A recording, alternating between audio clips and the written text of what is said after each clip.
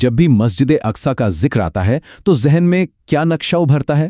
خیر، آج ہم ایک ایسے پوشیدہ اور شاندار نقشے کا جائزہ لینے والے ہیں جو صرف اینٹ اور پتھر کی کہانی نہیں ہے، بلکہ یہ تاریخ، فنی تعمیر اور کمال کی روحانیت کا ایک ایسا عظیم شاہکار ہے جو مانوس تصویروں سے بہت آگے کی بات کرتا ہے۔ یہ ایک ایسی وراثت کی کھوج ہے جس نے صدیوں کے راز اپنے اندر سمو رکھے ہیں۔ اب ایک بڑا دلچسپ اور بنیادی سوال پیدا ہوتا ہے کہ آخر حقیقی مسجد اقصی ہے کیا؟ اکثر جب یروشلم کی تصاویر دیکھی جاتی ہیں تو نگاہ سیدھا اس جگمگاتے ہوئے سنہری گنبد یا اس مخصوص چاندی کے گنبد والی عمارت کی طرف چلی جاتی ہے اور اسی کو مکمل مسجد تصور کر لیا جاتا ہے، لیکن حقیقت اس سے کافی مختلف اور حیران کن ہے۔ آئیے اس بڑی غلط فہمی کو دور کرتے ہیں۔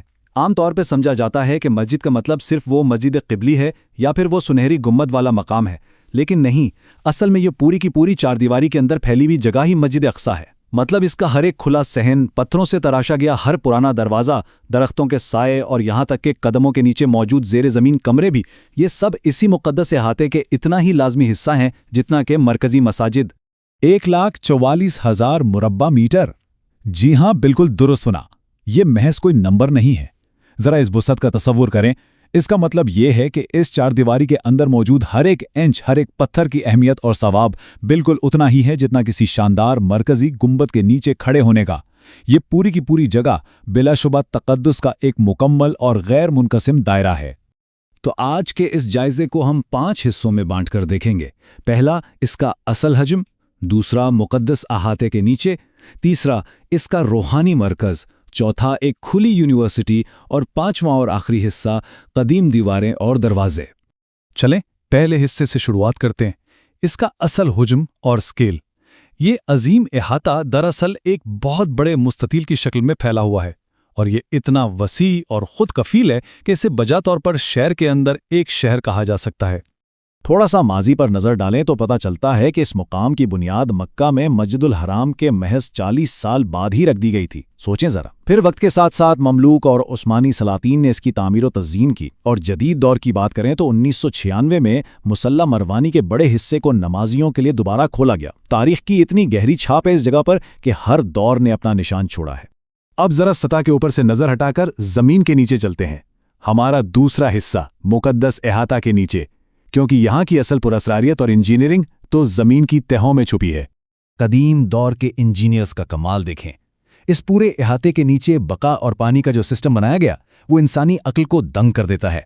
یہاں 26 مختلف اور مکمل طور پر فعال کنویں موجود ہیں، اور حیرت کی بات یہ ہے کہ ان میں سے 9 کنویں تو خاص طور پر ڈوم آف دی راک یعنی قبۃ الصخرہ کے عین گرد بنائے گئے ہیں۔ یہ بارش کے پانی کو جمع کرنے کا ایک اتنا نفیس اور زبردست سسٹم تھا جس نے صدیوں تک ہزاروں لوگوں کو سیراب کیا۔ اور اسی خاموش زیر زمین دنیا میں ایک بڑی مشہور جگہ ہے، مسلح مروانی۔ جنوبی مشرقی کونے میں واقع یہ جگہ محض کوئی تہخانہ نہیں تھی، بلکہ پرانے وقتوں میں یہ علم کا ایک بڑا روشن مدرسہ ہوا کرتی تھی۔ پھر وقت بدلا، نمازیوں اور زائرین کی بڑھتی ہوئی تعداد کو دیکھتے ہوئے 1996 میں اس وسیع جگہ کی تزئین و آرائش کی گئی اور اسے باقاعدہ نماز کے لیے دوبارہ کھول دیا گیا۔ اب چلتے ہیں اس نقشے کے بالکل دل کی طرف، یعنی حصہ نمبر 3، اس کا روحانی مرکز۔ یہ وہ حساس حصہ ہے جو روحانیت سے بھی بھرا ہے اور عالمی سطح پر سب سے زیادہ پہچانا بھی جاتا ہے۔ یہاں ایک بہت کمال کی تاریخی حقیقت ہے۔ خلیفہ عبد الملک بن مروان کے انجینئرز نے وہ مشہور سنہری گنبد سیدھا ہی نہیں بنا دیا تھا، بلکہ انہوں نے احتیاطاً پہلے بالکل اسی طرز کا ایک چھوٹا ماڈل بنایا جسے ڈوم آف دا چین یا قبۃ السلسلہ کہتے ہیں۔ ایک طرح سے اس پیچیدہ ڈیزائن کا عملی ٹیسٹ رن، اور جب وہ کامیاب ہوا تو پھر وہ عظیم الشان سنہری گنبد تعمیر ہوا جسے ہم قبۃ الصخرہ کہتے ہیں۔ تو یہ نام میں جو صخرہ ہے وہ آخر ہے کیا؟ صخرہ دراصل وہ بہت بڑی قدرتی اور ناہموار چٹان ہے جو اس مرکزی سنہری گنبد کے بالکل اندر موجود ہے، اور یہ محض کوئی پتھر نہیں بلکہ یہ اس پوری جگہ کی بے پناہ روحانی اہمیت کی سب سے ٹھوس بنیاد ہے۔ اس چٹان کا سیدھا تعلق تاریخ انسانی کے ایک مافوق الفطرت واقعے یعنی معراج سے جڑا ہے۔ مانا جاتا ہے کہ پیغمبر اسلام حضرت محمد صلی اللہ علیہ وسلم نے اسی صخرہ کے مقام سے آسمانوں کی طرف اپنا مقدس سفر شروع کیا تھا۔ اور ایک اور حیرت انگیز بات، اس چٹان کے عین نیچے ایک غار بھی ہے جہاں روایت ہے کہ کئی انبیاء نے نماز ادا کی۔ رونگٹے کھڑے کر دینے والا احساس ہے نا کہ اس جگہ کا کونا کونا کیسی روحانیت سے لبریز ہے؟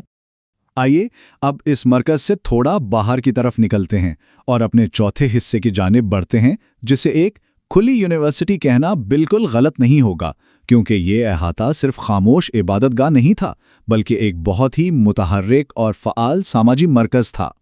ایک نمبر ہے 30۔ اب یہ 30 کیا ہے اور کیوں اہم ہے؟ دراصل اس پورے 1,44,000 مربع میٹر کے گراؤنڈ میں تقریباً 30 مختلف تدریسی حلقے یا محراب نما جگہیں بڑی خوبصورتی سے پھیلی ہوئی ہیں۔ یہ تدریسی حلقے کوئی عام جگہیں نہیں تھیں۔ مملوک اور عثمانی دور میں بڑے بڑے جید عالم اور دور دراز سے سفر کر کے آنے والے طلباء ان مخصوص جگہوں پر بیٹھا کرتے تھے۔ ان کی بحثوں، لیکچرز اور علم نے اس پورے نقشے کو ایک اوپن ایئر یونیورسٹی اور ایک زبردست تعلیمی مرکز میں بدل دیا تھا۔ ان سب اندرونی خزانوں کو جاننے کے بعد اب ہم اپنے 5ویں اور آخری حصے کی طرف آتے ہیں، قدیم دیواریں اور دروازے۔ چلیں ذرا تصوراتی طور پر زوم آؤٹ کر کے اس بہت بڑے شہر کی باؤنڈری لائن کو دیکھتے ہیں۔ اس باؤنڈری کی بات کریں تو اس پورے احاطے کے گرد 14 عظیم الشان دروازے ہیں۔ وقت گزرنے کے ساتھ ان میں سے آج 10 دروازے کھلے ہیں اور 4 بند کر دیے گئے ہیں، لیکن یہ صرف گزرگاہیں نہیں ہیں۔ صدیوں سے یہی وہ دروازے ہیں جنہوں نے تاریخ کو بنتے دیکھا ہے اور لاکھوں لوگوں کی عقیدت کو اس مقام تک پہنچایا ہے۔ اس باؤنڈری کی کچھ اور خاص اور اہم باتیں بھی ہیں، جیسے کناروں پر 4 انتہائی بلند اور شاندار مینار ایستادہ ہیں جہاں سے صدیوں سے ہر روز اذان گونج رہی ہے، اور جنوبی مغربی حصے میں واقع دیوار براق، یہ وہ متبرک مقام ہے جہاں عقیدہ ہے کہ پیغمبر اسلام صلی اللہ علیہ وسلم نے اس احاطے میں قدم رکھنے سے پہلے اپنی آسمانی سواری یعنی براق کو باندھا تھا۔ دیوار کا ایک ایک پتھر کہانی سناتا ہے۔ تو اگر اس سارے سفر کو سمیٹا جائے تو یہ مقام محض چند عمارتوں کا مجموعہ نہیں ہے، یہ 1,44,000 مربع میٹر پر پھیلا ہوا ایک ایسا کٹھا اور زندہ احاطہ ہے جہاں تاریخ کی گونج، لاجواب انجینئرنگ اور گہری روحانیت آپس میں ایسے گھندے ہوئے ہیں کہ انہیں الگ کیا ہی نہیں جا سکتا۔ یہ ایک ایسا ورثہ ہے جس کی نسلوں نے حفاظت کی ہے۔ اب اس معلوماتی سفر کے آخر میں ایک سوال ضرور ذہن میں چھوڑے جاتے ہیں۔